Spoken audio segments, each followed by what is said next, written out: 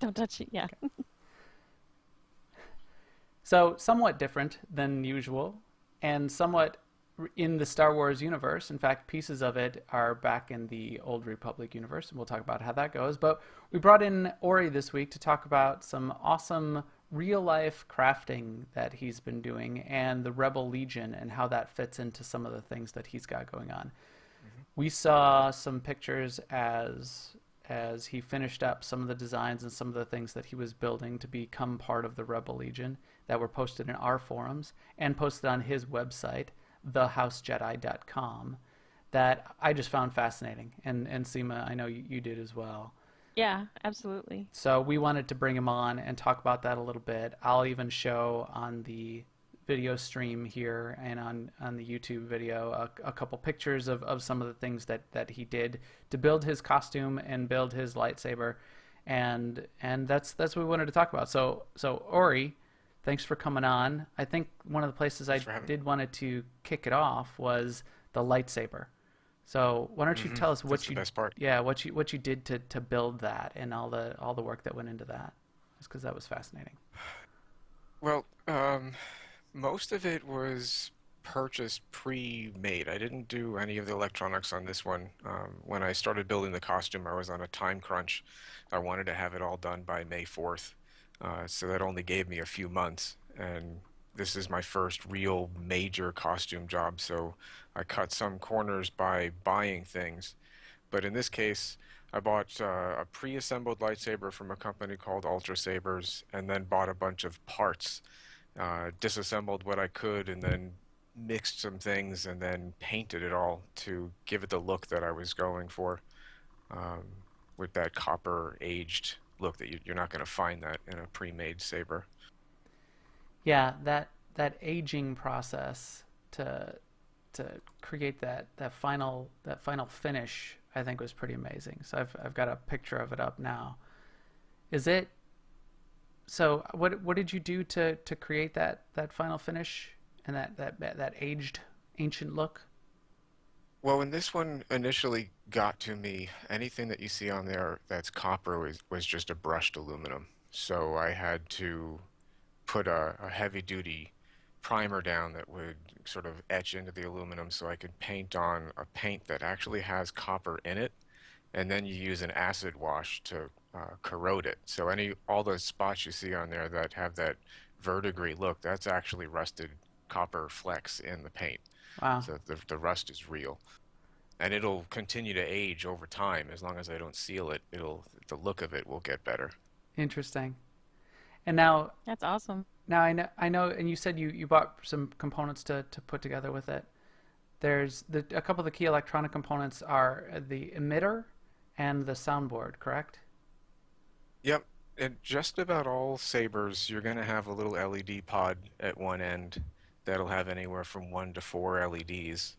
And then at the bottom end of it, you'll have a battery, a soundboard that'll have the motion sensors in it, and either the soundboard will have the driver for the LED or you'll have a separate board for that. Mine has two, and I have four LEDs, a red, green, blue, and a white, so I can make my lightsaber blade any color that I want Hmm. by just plugging it into a computer and changing some sliders.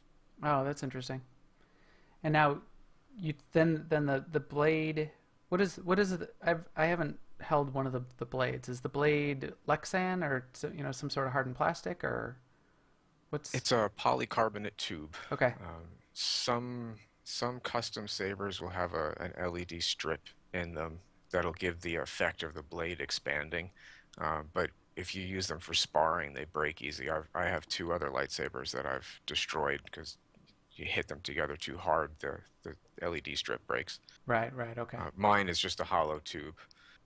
And so then you Well, that is a really good tip right there. get. They look so much better having the LEDs extend, especially in the dark. It looks like the blade is coming out of your hilt. Oh yeah. But beyond that, the version that I have holds up more in stage combat. So Interesting. that's the choice you have to make there. Yeah. The most that you'll find are an LED in the hilt and then an empty blade with a diffuser film inside of it, some rolled up cellophane, Interesting, interesting. and then they detach too, so I can pull mine out, and I have a little plug that goes in the hole to make it look like it's the actual emitter, and then I can carry it on my belt. Very cool. Very cool. Oh, nice. So No, it's fun. the saber was one thing you made, but you also made your whole Yep. costume, and I'm gonna put up a picture of that. Now this was this is an awesome picture, photoshopped into a scene from the Old Republic here. But this costume was pretty amazing too. So where did you get the design for the costume? And did you start with a pattern? Did you make your own pattern? And sort of where is the genesis of the design? And then why don't you talk a little bit about how you put the pieces together? Design-wise, you are working under some fairly strict guidelines from the costuming organization. So with the Rebel Legion, to do a generic Jedi, you are required to have certain pieces that are of a certain style within a certain color range. So you don't have a lot of freedom to do whatever you want. You're very much copying what you see on the movie screens. In my case, I spent about 6 months trying to find uh, very specific linen that I had a lot of trouble doing in northern Vermont because we don't really have cloth stores. Um, so this past winter, when I started doing the saber, an actual costumer online had the set that you see in the exact cloth that I had been looking for in a size that was close enough to mine that I could tailor it. So I didn't actually make the tunics in this case, but I have altered them, essentially taking them apart and re-sewing them just to get that cloth, that older kind of worn linen look. The belt that you see, the leather belt I did make, that's all done by hand. The pants I just bought off Amazon, and the boots are a vintage set of Fry boots from the 60s, so they're already worn and broken in. They look pretty old and are surprisingly comfortable because they're so worn. Oh, excellent. But that's all you'll see in the picture. There's all the pouches have stuff in them. There's a Jedi communicator in one of the pouches that I made. Um, you can't see them in the pictures, but hanging off my back are a bunch of Jedi Temple keys that I made from 3D printed keys. Lots of little details, and most of it is required to get the costume done. You have to have a certain number of pouches, and you have to have a certain number of little accessories like the communicator or the robe to get in and be approved. Interesting. So Uh, talk about that a little bit more. You said to get in and get approved. What is the Rebel Legion? How does it connect to and relate to 501st Legion? I mean, a couple of these pictures will show some of the stormtroopers that you were hanging out with, but what is hmm Rebel Legion specifically? Rebel Legion is a charity organization first and foremost. The fact that we do Star Wars costumes is sort of secondary. Nearly everything that we do is for a charity. If we're not appearing directly related to a charity, the group that has invited us is donating money to something to have us come. We do all of the good guys, so the Jedi, any Republic figure, Han, Luke, Leia, Chewie, R2, those kinds of things are handled by the Rebel Legion, and the 501st does all the bad guys. The Yeah. Rebel Legion is sort of an offshoot of the 501st that has now grown to be its own organization. Not as popular um, quite yet, but it, a whole crowd of stormtroopers is going to draw more of an eye than a single Jedi walking down the road. So they definitely have the impact that we don't always do. But we're sister organizations, so where there's one, there's usually the other, and members are part of both. I'm working on my 501st stuff. Not immediately, but that's the next major thing that I'm going to do. Oh yeah. And then to get in, every costume has a list of requirements. You follow those requirements and you submit a series of pictures in different poses, and then you get judged and either have to make changes to get accepted or you get in. And there's a process of communication too. I was posting pictures to their forums over the course of several months to make sure everything was going to work out. It's not a cheap process and takes a lot of labor. You definitely want to stay in contact with existing members to make sure you're doing the right thing. Very interesting. And is there sort of a performance aspect to it too? I mean, when you go and do these events, you're expected to interact with the crowd that's there and stuff like that. But do you do anything like on a stage or? No, at least not in what I've done. You are expected to stay in character. And if you're an armored or a helmeted figure, you're not allowed to take your helmet off Hmm. during the whole event. It's kind of like a Okay. Disney thing. Yeah, that So makes sense. when I'm out there, I'm a Jedi, and I interact with people as though I were a Jedi. The one comic book day event that I did that you may see pictures of, um, was mistaken for Obi-Wan a lot. So I spent a lot of time explaining that I'm not Obi-Wan, but that I know him, and we have served together in the Clone Wars. Yeah. Uh, so That's I might awesome. I might do something to make it more apparent that I'm not Obi-Wan. I thought of making a Miraluka mask. Um, and then wear that, and then I also get to hide behind a helmet too. That being the only face character out there, you're making eye contact with people. So if you've got any kind of social anxiety, you have to overcome that pretty quick. Yeah. I mean, that's what I was kind of thinking. I mean, I'm thinking maybe this isn't a great hobby for like the shy person. And that's me.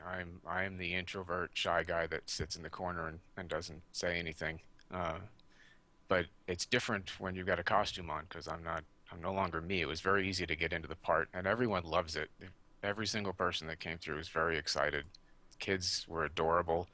I spent several minutes getting force choked and tossed around by a little kid in a Darth Vader costume. That was a lot of fun. Aw. I definitely made his day. That's funny. Yeah, that's interesting that about the not able or not supposed to take the helmets off. I noticed in all Hmm. of these pictures I never saw any of the helmets off of the stormtroopers. So now Yeah, that and definitely makes sense. it's challenging for them too because you can't see anything. So you'll have handlers with the stormtroopers, and sometimes it's other characters like me that can see. Because once a little kid walks up to them, you don't see the kid anymore, and you might trample them. So you've got to have other people around too. Huh? Do they have voice modulators in their masks, or do they just can they talk? Do they talk to people? Right? Some of them do. Huh? There's a few companies that make them specifically for the Wow. 501st. And there's some that I've been looking at that'll give static to it and a little chirp at the end, Yeah. and maybe throw in random radio broadcasts that'll come out of your speaker. That's That's excellent. awesome. What? Yeah, I mean, if you have the money, there's a lot that you can do with it, but you can spend thousands of dollars on this stuff. Oh, I can imagine. What about their weapons? Do they have to make their own weapons, or do they buy those from Hmm. someplace? Um, what I've seen a lot of the people that do troopers go in on builds, like you'll get a group of people that in your garrison, maybe 15 or so or more, depending on the area, and you go in on an order. So you'll order like 15 sets of armor and 15 blasters, and someone who makes them does it in bulk, and then you save some money. But if you go to either the 501st's website or the Rebel Legion's website and go into their forums, there's people there selling used stuff if you want to get into it, and a lot of help on making your own and what to do to get it. With the Jedi one, it's one of the easier ones. Making the Jedi tunics, it's pretty straightforward. Even if you don't know how to sew, they have guides on putting them together. Um, the harder ones are the armor, though, because unless you have the space and the tools to do the vacuum forming, you can't make them out of foam. Um, they won't pass inspection that way. So you've got to pull in other resources. Sure, sure. Yeah, I heard that about the 501st armor creation. Well, that is pretty amazing. So I know you spend extra time on the belt and all the pouches and all that kind of stuff. You said did you did you 3D print the keys yourself, or did you get them 3D printed, or the No, temple keys? those were sort of a last minute addition. I was perusing a website Shapeways that does a lot of 3D printed stuff. And that was when I was doing some initial research for a holocron project that I saw those temple keys that were a copy, I think, of the ones that are in the Clone Wars with for the Jedi Temple Guard. And part of my Jedi's quote persona backstory stuff is being a former Jedi Temple Guard, so the keys are there to tie that in. Huh. Interesting. One of my And side you don't even interests. notice it if you're seeing me out on the street. They're so tiny, but it's all those little details that make the costume more than just a costume, and you become a believable character. Right. They make it very authentic, which makes it pretty amazing. I'm a 3D printing fan myself, so I had to ask that 3D printer questions. But you just There's a lot you can do with that, especially if you're looking to build your own lightsaber. You can get 3D printed hilts that are far cheaper than the machined aluminum stuff. okay. That's interesting. Oh, interesting.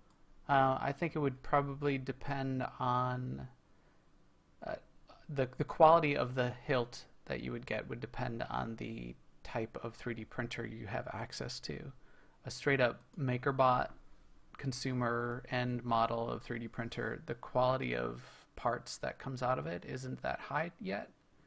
So Hmm. I would want to get a more high end 3D printing setup to be able to, if I was going to make like the quality of lightsaber that you have. Yeah, I believe Shapeways it has some pretty high-end gear, and I'm not 100% positive, but you may even be able to send them your own 3D models, and they would print it.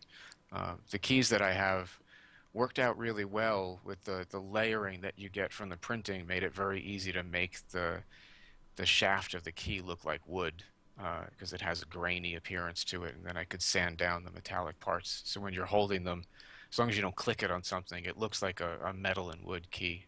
It came out pretty good. Oh, that's very cool.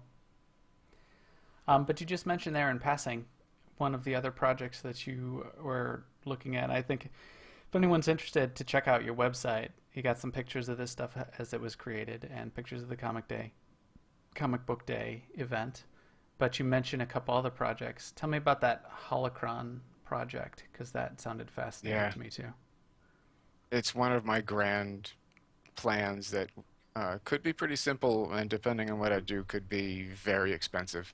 Um, And to start with, it'll probably just be some clear plastic that I'll do some cutouts on a jigsaw and try to recreate a holocron with all the filigree that you'll see in the Old Republic. Um, if I can do it the way I want, I will be upgrading the sound card in my lightsaber to one that's far more sensitive, and then taking this sound card and putting it inside a holocron so I would have all the motion sensitivity that you have in the lightsaber with the holocron. So as you would move it from side to side, its colors would change, and it might hum slightly different, in as though it were passing through the air and the energy field was changing it. And I can wire a pressure sensor instead of a latch switch. So when you picked it up, it lit up, and when you put it down, it deactivated itself. Um, so as long as I can buy a new card for my lightsaber, that one should happen pretty quick. That'll be a fairly easy build. Um, And then you have an excuse but to get the new card yep, for the lightsaber. exactly. Right on. So now, have you played a lot of Jedi characters in Star Wars: The Old Republic, or do you have Yeah, more I affinity to have the played Republic side? many characters. Well, as we all have, but I I have probably deleted more characters in this game than any other. I get bored with them really quickly, and especially now with 12 times experience, I'll start over and not really have to worry about anything. But I've probably deleted 50 or 60 Oh characters, my and goodness.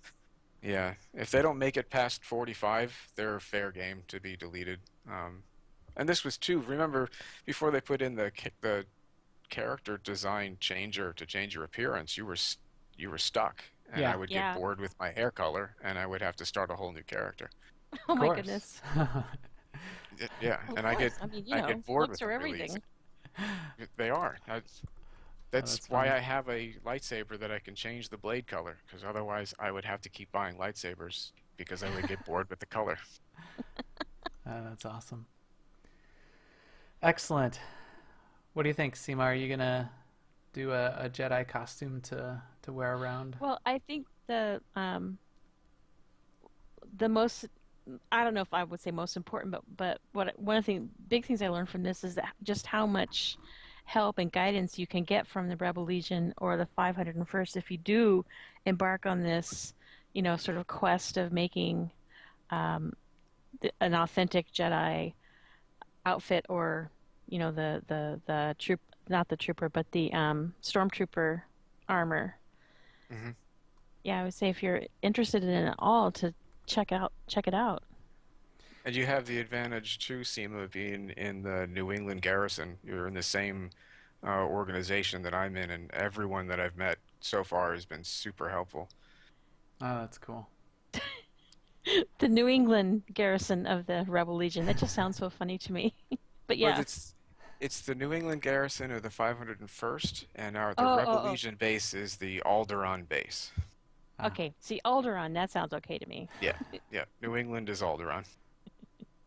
I just had this mental flash because I've been driving of like a freeway sign that says Alderaan, next exit. that would be. I would go. Yeah, I would definitely go. Well, I guess it depends on what era, because Yeah, right, it's not so right. great a vacation spot in later years. Yeah, if you don't time it well, you might Yeah. be sorry. Well, excellent. That is pretty amazing. I'm glad we had a chance to go through it. And as I said, anyone who's just listening to the podcast, if you catch it on YouTube or go to Ori's website, thehousejedi.com, or catch him on Twitter at the House Jedi, you'll get some of these pretty awesome pictures and some of the pictures of what happened on that comic book day and some of the 501st Legion pictures as well. It's well worth a visit. And it's a pretty Yeah, amazing organization. Both Rebel Legion and 501, I know, just do some amazing charity work. It's pretty inspiring what they do in lots of different scenarios. I keep seeing write-ups on things they've done, especially for children's organizations, that are pretty touching. So that is very cool. yeah. It's well worth the investment in the costume for what you can bring to one kid's life. It's well worth it. Well, thank you very much. Thank you for coming on. Thank you, chat room. I think our little EPC 93 droid here is ready to ship out, and maybe when he gets back from his escape pod ride, he can join the Rebel Legion and escape from the the ship Escape from service of Max. Max.